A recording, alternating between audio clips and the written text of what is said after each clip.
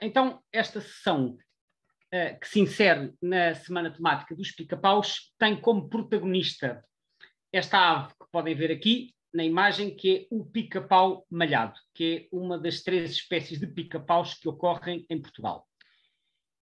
Ora, o pica-pau malhado é uma ave pertencente à ordem Pisciformes, que é a ordem que reúne os pica-paus e os torcicolos. Tem como nome científico Dendrocopus major. O comprimento eu recordo que é sempre medido da ponta do bico à ponta da cauda, portanto, desde aqui até aqui são 22 a 23 centímetros, portanto é uma ave que não é muito grande, é aproximadamente do tamanho de um melro. A envergadura que corresponde à distância entre as extremidades das asas quando elas estão abertas é 34 a 39 centímetros. Esta ave é uma ave florestal, portanto vive essencialmente em locais arborizados, não precisa de ser floresta fechada, pode ocorrer em pequenos bosquetes, pode ocorrer em parques e jardins, mas é uma espécie bastante dependente de árvores para realizar, para viver o seu dia-a-dia e para nidificar. A alimentação é composta sobretudo por insetos, embora tenha outras componentes, como já vamos ver a seguir. Quanto ao ninho, o ninho é construído geralmente em cavidades de árvores, 3 a 5 metros acima do nível do solo. Portanto, assim, é uma altura já considerável, que obviamente fica mais a salvo dos predadores. A postura, tipicamente, tem de 4 a 7 ovos, embora nos valores mais extremos pode ir de 3 até 8. Quanto ao período de incubação, é relativamente curto, 10 a 13 dias, portanto, menos de 2 semanas, que é um período de incubação que mais ou menos é parecido com o dos passariformes. A maioria dos passariformes também tem tempos de incubação bastante curtos e, portanto, como podem ver, esta ave, apesar de não ser um passariforme, tem um tempo de incubação relativamente pequeno. Ora, relativamente ao nome científico, vamos também olhar aqui com mais atenção. Eu, o ano passado, fiz um webinário a explicar em detalhe o significado dos nomes científicos e esse webinário está disponível no nosso canal YouTube e, portanto, aí está explicado muito mais em detalhe a origem dos nomes, o significado das componentes. Eu agora não vou desenvolver muito isso, mas vou apenas explicar o significado deste nome. Dendrocopus major. Portanto, temos o nome genérico, que é o nome do género, que é o Dendrocopus, e o nome específico, que é major. Major é uma palavra relativamente intuitiva, que vem do latim, chegou até nós e transformou-se em maior. Portanto, major, de origem latina, significa maior, que é o maior, isto porque há pica-paus de outros tamanhos menores. Já o termo Dendrocopus não vem do latim, mas sim do grego. Há muitos termos nos nomes científicos que vêm do grego. E Dendrocopus, na verdade, é uma palavra composta, tem 2 componentes, que é dendron e copus. Dendron, do grego está aqui, DR. Dendron significa árvore e copus significa bater. Portanto, Dendrocopus significa aquele que bate na árvore. Eu acho sempre muito interessante compreender o significado dos nomes científicos, porque isso torna muito mais fácil nós aprendermos os nomes científicos em vez de simplesmente decorarmos palavras que não sabemos o que significam. Como eu disse, quando vem do latim é mais fácil, porque o significado às vezes é imediato, quando vem do grego não é, então eu acho útil perceber isto. Portanto, Dendrocopus significa aquele que bate na árvore. E, portanto, este nome completo, traduzido assim à letra para português, significa o que bate na árvore maior.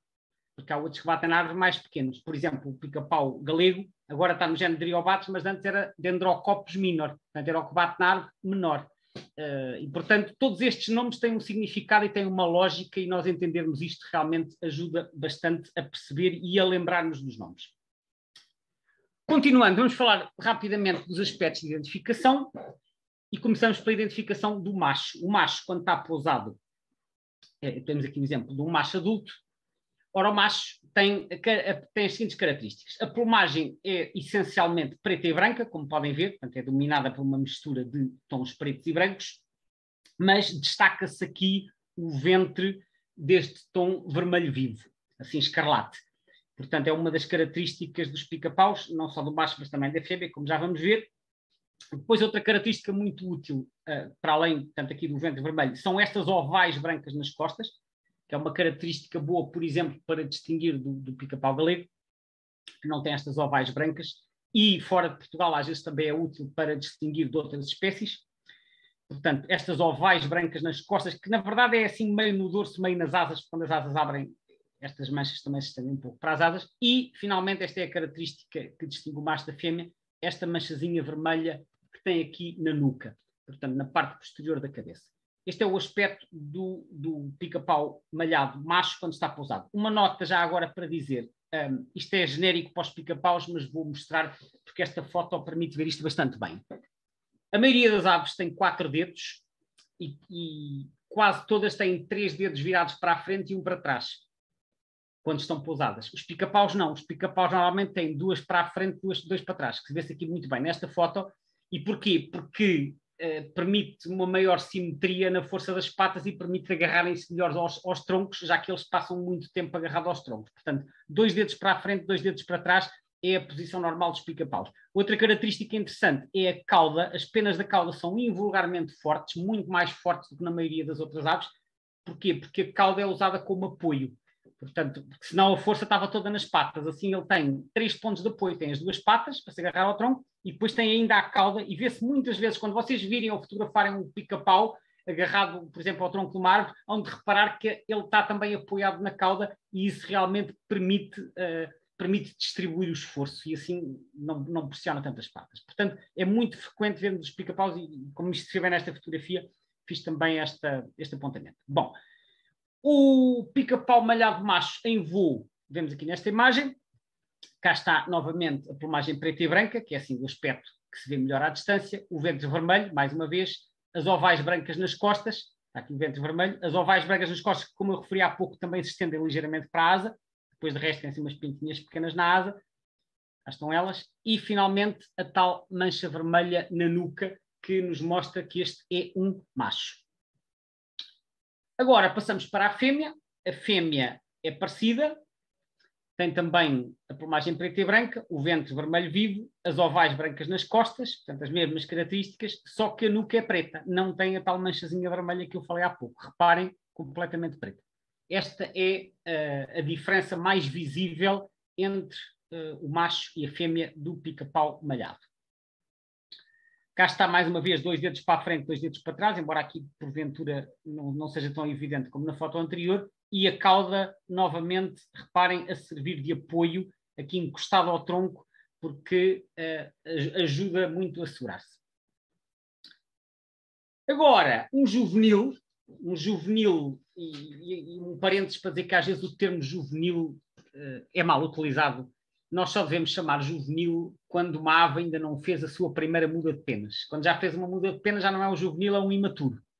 Pelo menos, sobretudo para quem faz anilhagem, normalmente é feita esta distinção. Portanto, as aves, quando nascem, muitas vezes nascem sem quaisquer penas, nascem só com penugem, depois têm uma primeira série de penas, que é a plumagem de juvenil, e normalmente, depende das espécies, mas nestas aves mais pequenas, no final do primeiro verão, portanto, com uns 5, 6 meses de vida, fazem uma primeira muda, e aí deixam de ter, é chamada muda pós-juvenil, e quando fazem essa muda, deixam de ter a plumagem juvenil, tem uma plumagem já parecida com a de adulto ou de imaturo. Ora bem, nos juvenis, a principal característica mais evidente é o barrete vermelho. Reparem neste barrete vermelho vivo que não está presente nem no macho nem na fêmea adulta. Mas há outras características. Reparem, eu há pouco chamei a atenção no macho e da fêmea que o ventre é vermelho vivo. Aqui não, é rosado. Portanto, reparem como este tom aqui é muito mais pálido aqui no ventre. Portanto, ainda não adquiriu os tons vivos dos adultos.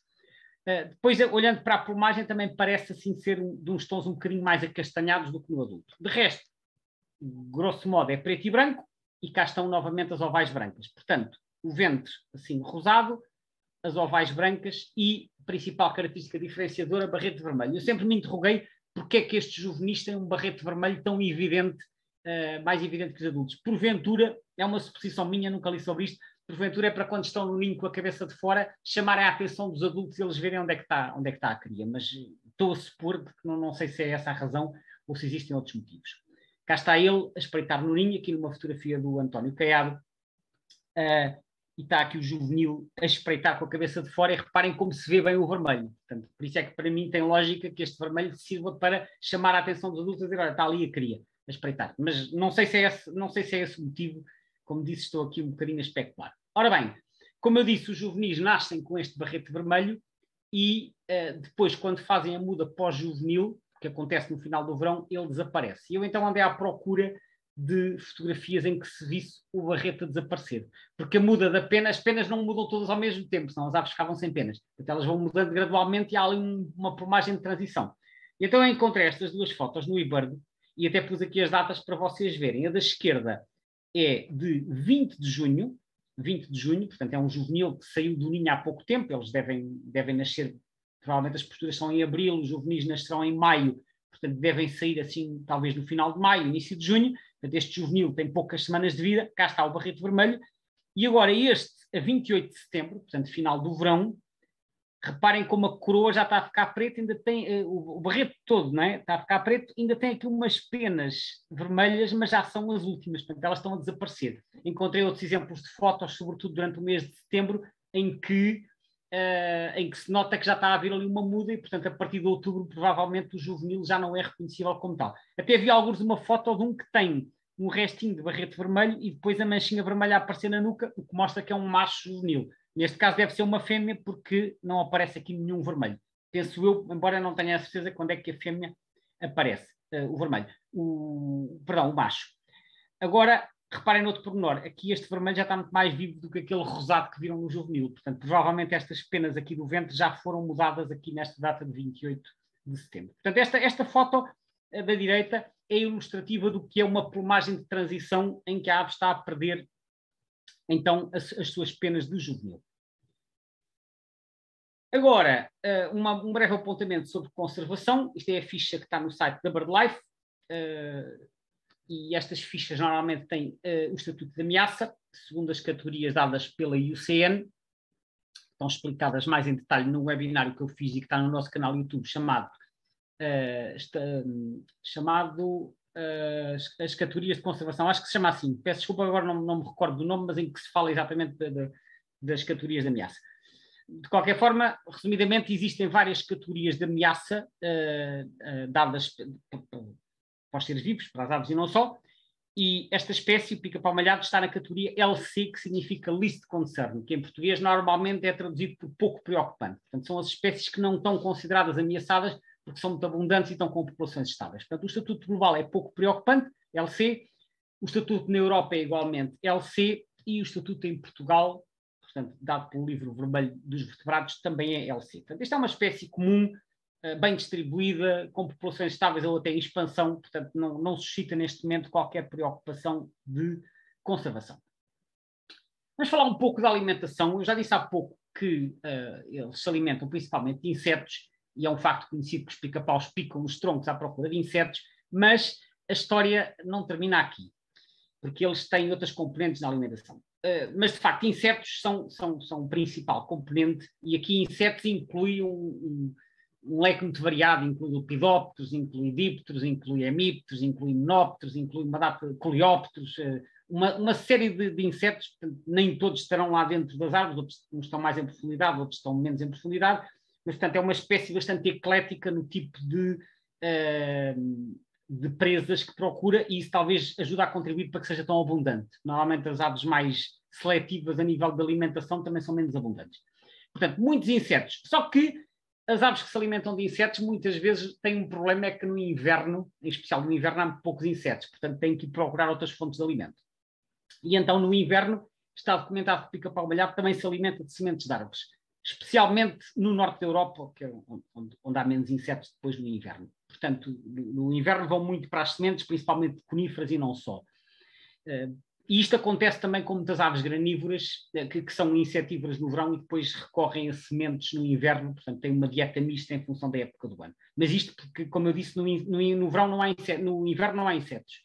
E, portanto, as aves que se alimentam exclusivamente de insetos, essas são migradoras e vão para a África para terem dieta durante o inverno. As que ficam cá têm que arranjar fontes de alimento alternativas. Os pica-paus também vão buscar frutas carnudas, isto especialmente no verão e no outono, que é a época da fruta. Portanto, os estorninhos também vão muito à fruta, etc.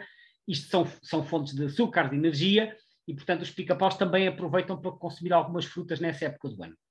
Também são predadores. Eles são um bocadinho oportunistas e vão predar ovos e crias de outras aves. particularmente, mas não exclusivamente, das aves que criam em cavidades e em caixas-ninho, porque os pica-paus também são exímios exploradores de cavidades, então vão procurar aves que nidifiquem em cavidades, e também se apanharem ovos ou crias, eles também vão aproveitar. E, por fim, podem frequentar comedores, em especial no inverno, embora não exclusivamente. Eu já volto a seguir a falar dos comedores. Aqui uma fotografia bastante interessante do Luís Ferreira, de um pica-pau aqui a explorar um tronco, parece ser pinheiro, que está cortado, para explorar lá dentro. Eles às vezes exploram bem em profundidade para conseguir encontrar larvas de insetos, e para isso tem uma língua que até está aqui a explicar. A língua dos pica-paus é invulgarmente longa, é muito mais longa do que a da generalidade das outras aves. Ela consegue sair de cerca de, já li, depende das espécies, mas cerca de 4 centímetros, que é imenso. Um pormenor para dizer que isto é um macho, como podem ver, tem a mancha vermelha na nuca. Portanto, eles conseguem abrir cavidades nas árvores e depois, com a sua longa língua, eles vão explorar em profundidade para apanhar as larvas por lá andem. Só que uma língua tão longa, que é muito útil para explorar buracos, depois também levanta um problema. Onde é que eles depois vão arrumar a língua quando a recolhem? É claro que a evolução depois arranja soluções para estas coisas. E então eu encontrei este diagrama tirado aqui deste site, que está indicado, Birdwatching Daily, e que explica um bocado como é que funciona a língua dos pica-paus. A língua dos pica-paus, quando sai, como podem ver, vai por aqui fora e tem estes espinhozinhos na ponta que permitem agarrar os insetos, mas ela depois retrai. Ora, a língua normalmente está apoiada na base da boca. Nós temos uma musculatura que é suportada também por nós, os animais em geral, os vertebrados, que há um osso, que é uma espécie de um osso flexível que se chama o ocioide, que não está ligado ao resto do esqueleto e que está alojado junto ao maxilar inferior e que normalmente serve de suporte também aos músculos da língua. Ora, isso também existe nas aves, mas normalmente esse ocioide ou essa estrutura, que às vezes é uma mistura de ossos e cartilagens, termina aqui numa forquilha, um bocadinho aqui na parte central debaixo do crânio, e a língua aloja-se aqui. Ora, os pica-paus, como têm uma língua muito mais longa, isso não chega. Então, esta estrutura do ocioide é muito longa, dá a volta aqui por cima do crânio e vai acabar cá à frente. Então, quando a língua recolhe, ela vai para aqui atrás e dá a volta pelo crânio. Vejam bem. Isto é único, é exclusivo dos pica-paus, mas foi a forma pela qual eles evoluíram para conseguirem alojar uma língua que é muito longa, que eles usam para explorar os troncos, mas que depois precisam de a recolher e então precisam de espaço para ela. E então é assim que funciona. É realmente muito original esta forma de recolha da língua dos pica-paus. Bom, continuando, eu disse que eles às vezes vão predar ninhos e vou mostrar aqui como é que isto funciona. Isto aqui é um exemplo de uma caixa-ninho. Uma caixa-ninho, possivelmente muitos de vocês já terão visto, normalmente são umas caixinhas de madeira com cerca de um palmo de altura e um orifício, e depois uma tampa que dá para abrir por cima, e que tem um orifício que permite que as aves entrem e nidifiquem lá no seu interior. Aqui uma caixa-ninho frequentada por um chapim azul. Ora, reparem como à volta do orifício isto já está tudo aqui raspado, batido. E porquê? Quem é que lá terá andado? Pois é, foi o pica-pau. Estas duas imagens que estão aqui são print screens que eu fiz de um vídeo. Há muitos vídeos na net que falam da predação dos pica-paus, deles entrarem nas caixas-ninho. E este vídeo em concreto mostra que o pica-pau chega aqui e não consegue lá entrar, então começa aqui a desbastar à volta para conseguir entrar lá para dentro. Nos casos eles têm sucesso, noutros casos não têm, mas é frequente eles irem às caixas-ninho para predarem, portanto, eles ouvem, possivelmente, veem um buraco, vão explorar, ouvem as crias e então vão lá dentro e se apanharem crias a jeito, aproveitam. Atenção, não estou a dizer que os pica-paus passam a vida a ir atrás das crias, como fazem, por exemplo, as aves de rapina, ou até alguns corvídeos. Mas eles são bichos um bocadinho oportunistas e, portanto, se apanharem um ninho a jeito, vão lá e não se fazem rogados. E, portanto, não são raros. Ora, noutros países europeus onde as caixas-ninho são muito populares, é evidente que quem põe caixas-ninho para os chapins depois fica um bocado desconsolado por ver um pica-pau a entrar lá e a levar as crias. Então uma solução que se encontrou, eu não tenho imagens disto, mas já vi isto descrito, é por cima do buraco, portanto, sobreposto, pôr uma chapa metálica, seja por fora ou por dentro, uma chapa metálica com a dimensão do buraco, que permite que o chapim passe por lá, mas impede o pica-pau de desbastar, porque ele consegue desbastar a madeira, mas já não vai conseguir quebrar o metal. Portanto, é uma solução para prevenir a predação por pica-paus. São sempre soluções bastante engraçadas que as pessoas arranjam para, quando se deparam com esta situação, porque a caixa-ninho foi posta para o chapinho poder procriar, não foi posta para o pica-pau se alimentar. Portanto, é um bocado essa a situação. Aqui, uma nota sobre os comedouros. Os comedouros de aves são muitíssimo populares em vários países europeus e há muitas aves que os frequentam, pica-paus, mas também chapins, trepadeiras, tentelhões, verdilhões. Aliás, vemos aqui ao fundo um chapim real a voar. E o tipo de alimento que se põe é muito variável, pode ser amendoins, por exemplo, são muito populares, embora se ponha outro tipo de grãos. Em Portugal usam-se menos, e eu acho que em Portugal, apesar de também haver casos de aves a frequentar comedouros, e eu conheço pessoas que têm comedouros nos jardins, portanto é sempre uma experiência interessante de fazer, embora eu acho que as aves vão mais aos comedouros no inverno, que é quando o alimento escasseia, porque quando há insetos e quando há fontes de proteína, as aves preferem os insetos. Portanto, tipicamente, e isto verifica-se muito noutros países europeus, os comedouros atraem mais aves no inverno. Mas, às vezes, noutra época do ano, acaba por ser uma fonte fácil de alimento e os pica-paus malhados são muito frequentes, vão se agarrar assim aos comedouros. Isto é um exemplo de uma redezinha que está pendurada com amendoins e o pica-pau, como vive bem pendurado, agarra-se aqui, põe-se aqui a picar nos amendoins. E, portanto, quem tiver um jardim e quiser fazer um comedouro deste tipo ou outro tipo de estrutura, pode ser que tenha alguns visitantes engraçados como os pica-paus, porque eles gostam muito de ir aos comedouros também. Aqui uma foto muito engraçada que foi partilhada esta semana, precisamente no âmbito da Semana dos Pica-Paus, esta da autoria do Jaime Alexandre, foi uma das que foi partilhada e que eu achei deliciosa, porque mostra um pica-pau a beber, para além da beleza da imagem por causa do reflexo, é um bom registro de um pica-pau que foi aqui a um tanque, isto foi fotografado a partir de um abrigo também, que está a aproveitar para beber, e portanto isto serve para mostrar que os pica-paus, tal como muitas outras espécies, também precisam de se hidratar e, portanto, aproveitam quando há essa oportunidade para, certamente, ingerir alguma água para hidratar o seu organismo. Agora, falar um pouco da distribuição deste pica-pau no mundo. Este mapa é retirado do site da BirdLife, é a distribuição do pica-pau malhado. Como podem ver, tem uma área de distribuição vastíssima, que vai aqui desde a Península Ibérica do Norte da África, abrange praticamente toda a Europa, a maior parte da Ásia, portanto, incluindo a Rússia, aqui partes da Mongólia, China, Indochina e depois Japão, e aqui esta zona oriental da Sibéria chamada Península de Kamchatka, e depois diversas ilhas do Mediterrâneo. Portanto, isto também ajuda a explicar porque é que a espécie não está ameaçada, porque além de ser comum, tem uma área de distribuição muitíssimo vasta. Vamos fazer aqui zoom para a Europa. Na Europa podemos ver que está presente na maior parte do continente, em várias ilhas, incluindo aqui na Córsega e na Sardenha.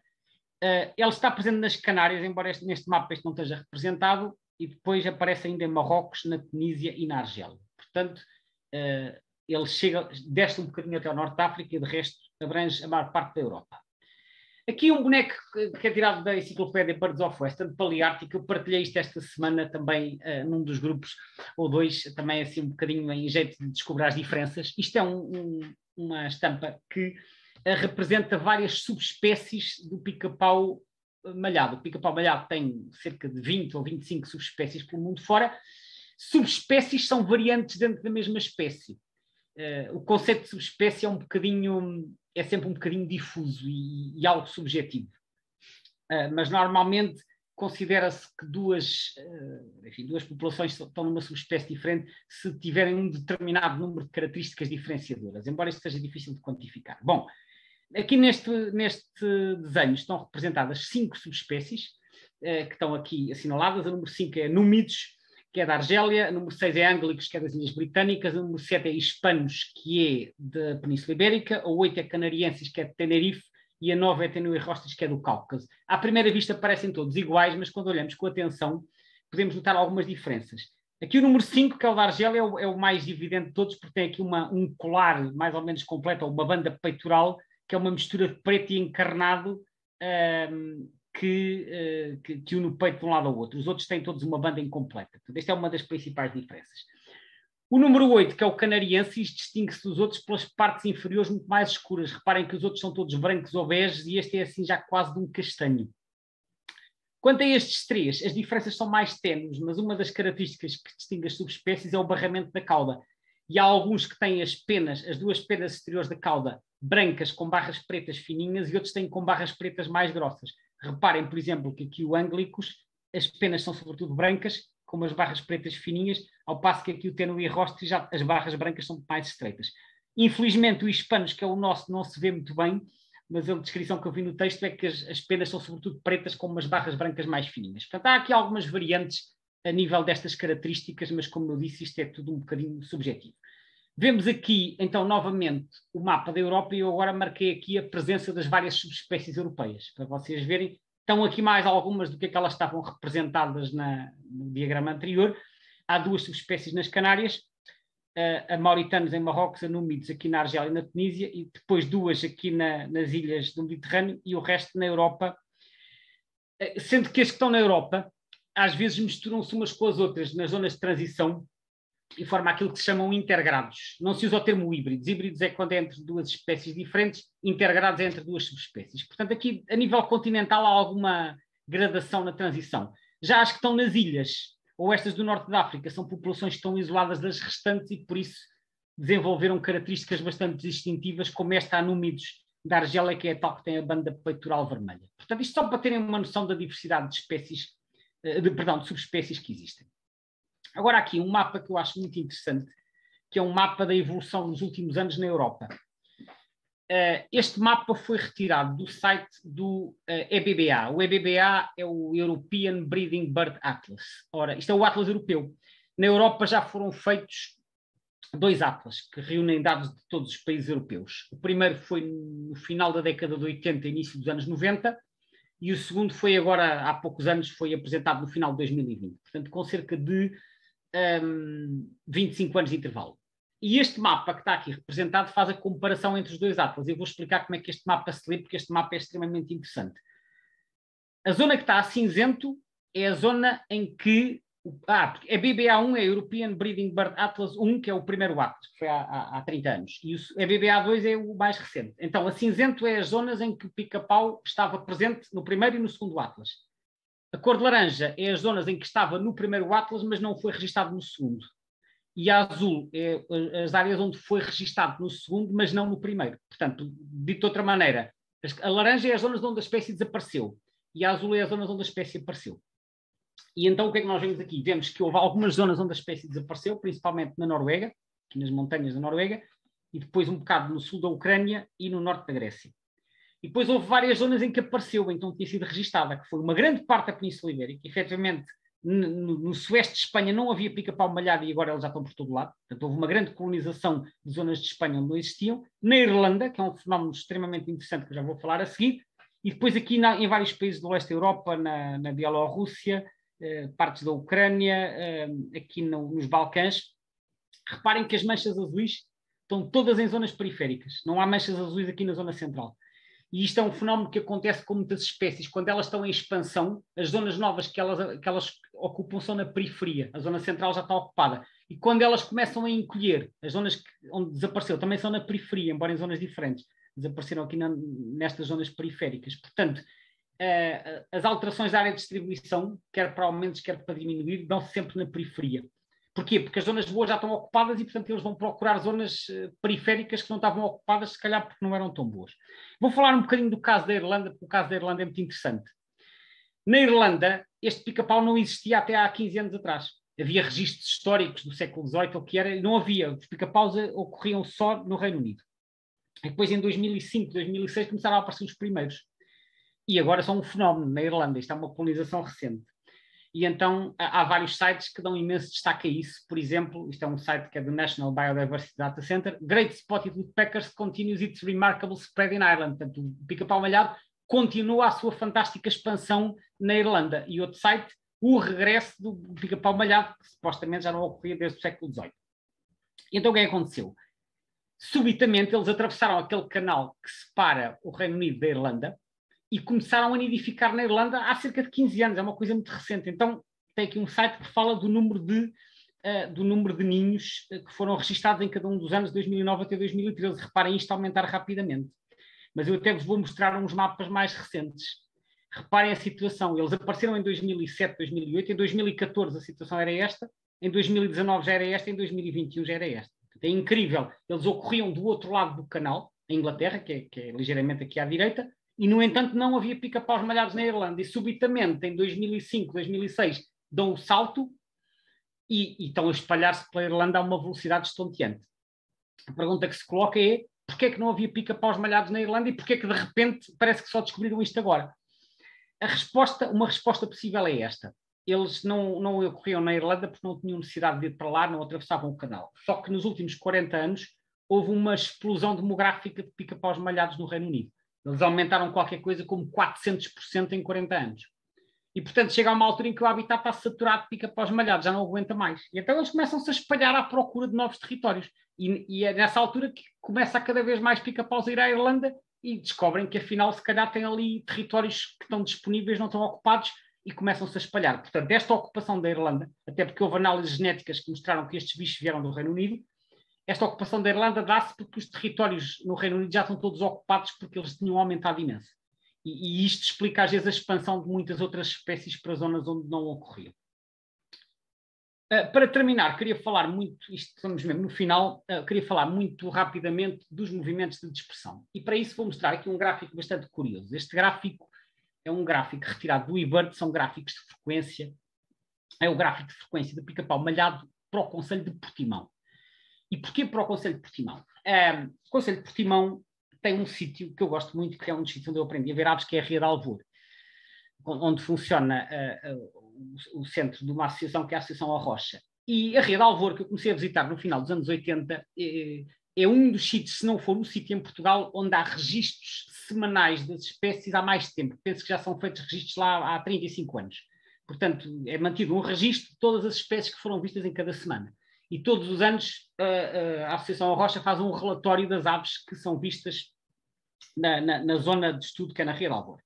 E eu, desde que comecei a tomar contacto com esses relatórios, reparava em algo que era muito curioso. É que na Ria de Alvor e na zona envolvente não há pica-pau malhado, ou pelo menos na altura não havia, não sei qual é a situação atual. Não havia pica-pau malhado a nidificar, porque é uma espécie que ocorre mais para o interior do Algarve. Mas todos os anos aparecia lá um. Aparecia sempre um bicho em dispersão em julho ou agosto. E era muito curioso, porque era ano após ano aparecia lá um pica-pau em julho ou em agosto, depois ia-se embora. E realmente, quando nós olhamos aqui para este gráfico, estes números são a frequência, a percentagem de listas que têm registro da espécie. Reparem quando é que está o máximo. O máximo dá-se exatamente aqui no início de agosto. Ou seja, há um pico da frequência dos pica-paus malhados durante o verão. E eu fui buscar o Concelho de Portimão por ser uma zona em que eu sei que há poucos pica-paus malhados a nidificar no litoral.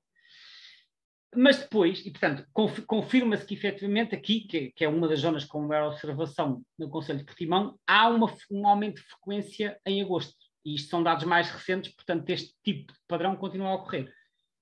Está aqui, esta parte que eu assinalei no oval. E depois assim fui buscar o gráfico para Portugal inteiro, para ver o que é que acontece. E o gráfico de Portugal inteiro mostra-nos aqui algumas coisas engraçadas. Mostra-nos que a frequência, isto é, mais uma vez, é a percentagem de listas com registro da espécie. No primeiro trimestre anda aqui pelos 8%. Depois, quando chegamos aqui a maio, há um dip, portanto há uma diminuição e isto cai para valores de 6%. Eu fui tentar perceber porque é que isto acontecia, então fiz simulações em diversos distritos de Portugal e em regiões de Espanha e verifiquei que todos eles têm este dip, este mergulho. Ou seja, em todas estas regiões, isto não é um fenómeno específico de uma região, há uma diminuição de frequência de observação dos pica-paus durante o mês de maio. Porquê? Não sei. Penso que terá a ver com o facto de, como eles estão a nidificar, se calhar são mais discretos, não martelam tanto, não chamam tanto e as pessoas não os veem tanto. Poderá ter a ver com isso. Depois temos no verão o fenómeno oposto, que é, a partir de julho e agosto, eles começam a dispersar e reparem a frequência, aqui no início de setembro, vai aos 13%. Portanto, é a altura em que nós vemos mais pica-paus. Porquê? Eles estão a dispersar, são os juvenis que vão à procura de novos territórios ou que vão simplesmente dispersar, não estão a nidificar. E, portanto, há um mínimo em maio, é quando vemos menos pica-paus malhados, e há um máximo aqui no final do verão.